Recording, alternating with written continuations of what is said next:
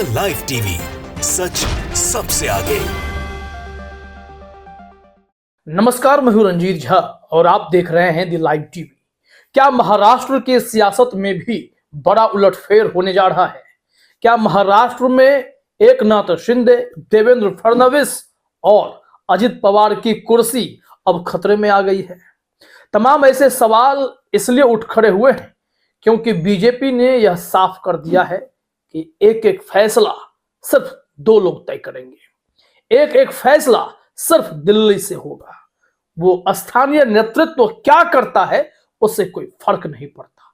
किसके दम पर पार्टी वहां चुनाव जीतती है उससे कोई फर्क नहीं पड़ता है। फैसला जो ऊपर से आएगा उसे मानना होगा।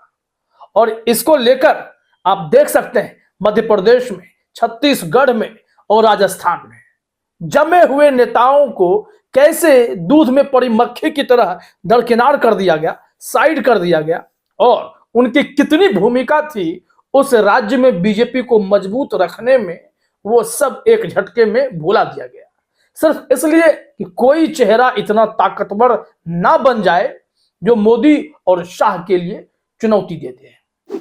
लेकिन इस वक्त बात इन तीन राज्यों से अलग हटकर जरा महाराष्ट्र की। महाराष्ट्र में भी चुनाव होंगे 2024 में, लोकसभा चुनाव के तुरंत बाद। अब यहां यह भी हो सकता है कि साथ साथ में चुनाव करा लिया जाए। लेकिन बड़ा सवाल यह है कि अगर बीजेपी सत्ता में वहां आती है तो क्या ये तीनों चेहरे फिर से आपको मंत्रिमंडल में दिखाई पड़ेंगे? क्या एकनाथ शिंदे या पवार का जो सपना है मुख्यमंत्री बनने का, या फडणवीस जो एकदम से सारे विष को पीते हुए डिप्टी सीएम बनना स्वीकार किए जो पहले मुख्यमंत्री हुआ करते थे, तो क्या ये सब मान जाएंगे? क्या इन चेहरों को भी दरकिनार कर दिया जाएगा?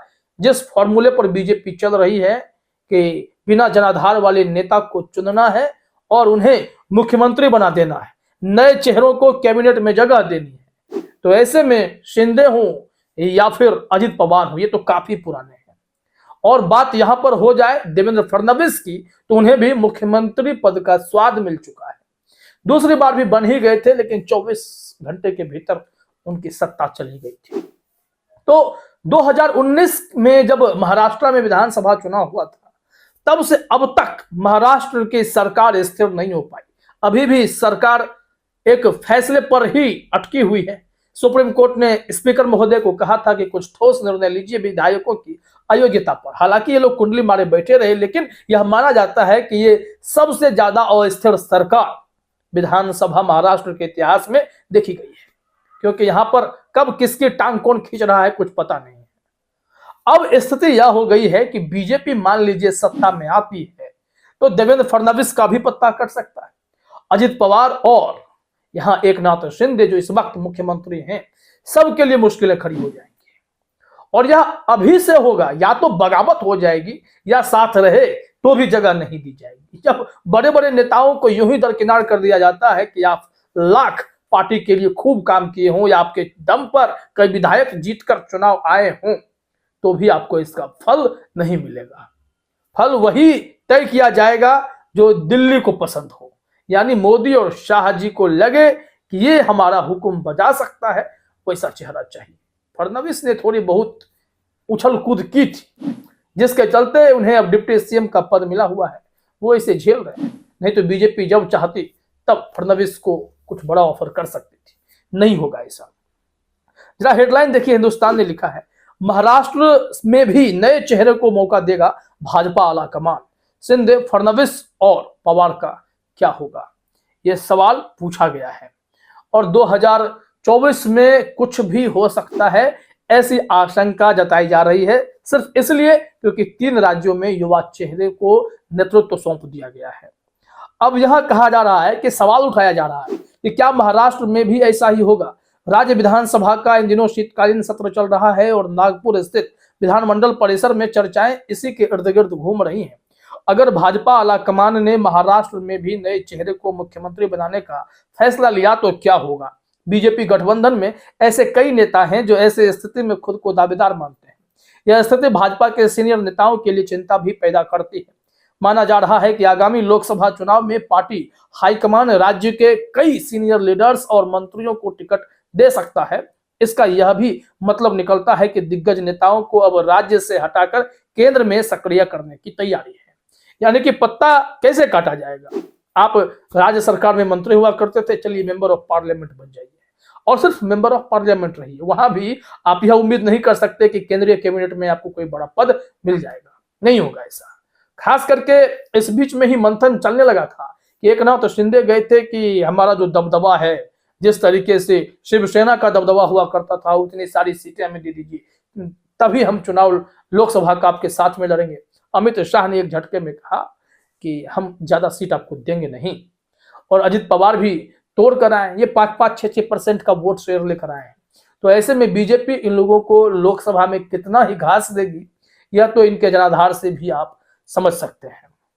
यहां इन लोगों को अगर दिल्ली बुला लिया जाता है, फडणवीस को भी दिल्ली बुला लिया जाता है, शिंदे को भी कहा जाए कि आइए केंद्र की राजनीति करते हैं, तो फिर महाराष्ट्र में कोई अचानक से ऐसा चेहरा उभर कर बीजेपी सामने ला के रखेगी जिसे जानकर हैरान हो जाएंगे। फिर कोई भजन लाल होगा, फिर कोई मोहन यादव होगा, फिर कोई विष्णुदेव जी होंगे।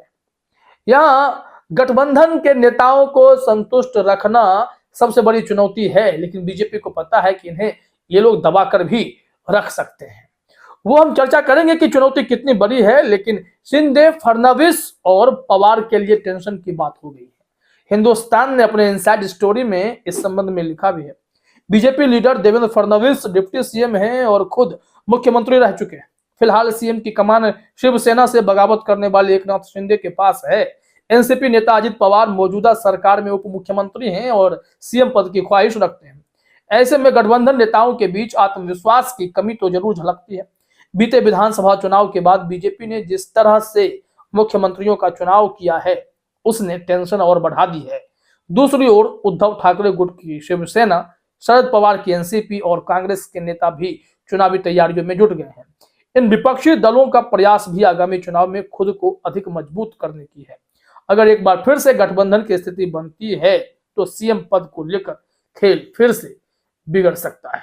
लेकिन गठबंधन की स्थिति बन पाएगी क्या एकनाथ शिंदे और अजित पवार को वहां की जनता माफ कर पाएगी? जिस तरीके से उन्होंने बगावती तेवर दिखाया, अपनी मूल पार्टी से अलग होने का इरादा किया। अब इस गठबंधन पर कितना असर पड़ेगा, क्योंकि गठबंधन का खेल बिगड़ेगा ही बिगड़ेगा। बीजेपी चौंका देती है। बीजेपी अगर बड़ी पार्टी बन गई फिर से महाराष्ट्र में, तो फिर न तो शिंदे की चलने जा रही है, न पवार की चलेगी, फडणवीस की भी नहीं चलेगी। बीजेपी जिसे चाहे उसे मुख्यमंत्री बनाएगी। कोई ऐसा चेहरा होगा जिसके बारे में हम या आप या फिर वहां की जनता खासा जानती नहीं होगी। हाँ, वो चेहरा अपने विधानसभा क्षेत्र में जाना जाता होगा। यहाँ लिखा हुआ है, सूत्रों के हवाले से बताया जा रहा है कि कुछ मौजूदा सांसदों के टिकट कट सकते हैं। अगर ऐसा हुआ तो क्या उन्हें विधानसभा चुनाव में मौका मिलेगा या फिर नहीं? मराठा आंदोलन पर भी भाजपा आलाकमान की नजर बनी हुई है। माना जा रहा है कि यह मुद्दा राज्य में सभी राजनीतिक दलों की योजनाओं को प्रभावित कर सकता है। दरअसल कोई भी पार्टी अपने शीर्ष नेताओं को हल्के में नहीं ले सकती, इसलिए बीजेपी अपने दिग्गजों को राज्य से हटाने के बाद के प्लान की तैयारी कर रही है।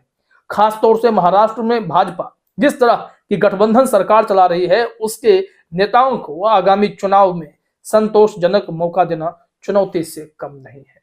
सब मुख्यमंत्री बनना चाहते हैं, लेकिन बीजेपी किसको मुख्यमंत्री बनाना चाहती है, ये तो बीजेपी के आला कमान ही तय करते हैं, क्योंकि अब स्थानीय नेतृत्व का दबाव बीजेपी में काम ही नहीं करता है, न ही उनकी मेहनत की कोई कदर होती है। तो देखिए, बीजेपी क्या फडणवीस, शिंदे और पवार को एक साथ झटका देने जा रही है? कुछ भी अब हो सकता है। बीजेपी में कुछ भी संभव है। फिलहाल इस वीडियो में इतना ही। आप सभी का हमसे जुड़ने के लिए बहुत बहुत धन्यवाद। द लाइव टीवी, सच सबसे आगे।